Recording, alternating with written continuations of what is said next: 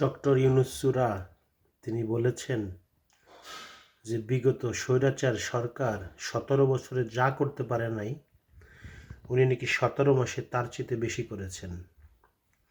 আমি স্বীকার করি ডক্টর ইউনূস সূরা সুদখোর তুমি পেরেছ।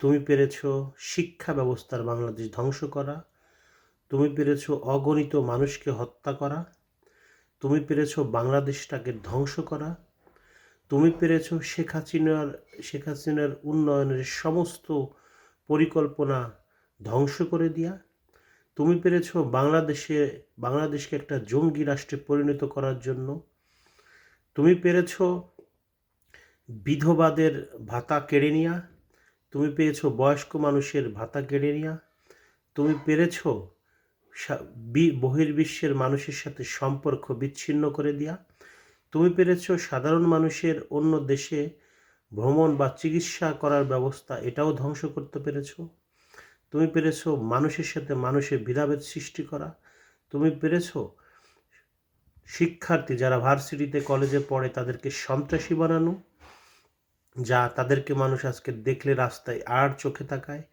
এবং ঘৃণা চোখে দেখায়, কারণ ওদের ধারায় সাধারণ মানুষ অপমানিত হতে পারে। তুমি এগুলো পেরেছ, তোমার ধারায় কোনো উন্নয়নও হয় নাই। তোমার তো লজ্জা থাকা উচিত। শেখ হাসিনার মতো মানুষের তৈরি সব কিছু উন্নয়ন, তুমি সেই রাস্তা দিয়ে চড়ো, তোমার ঘৃণা লাগে না?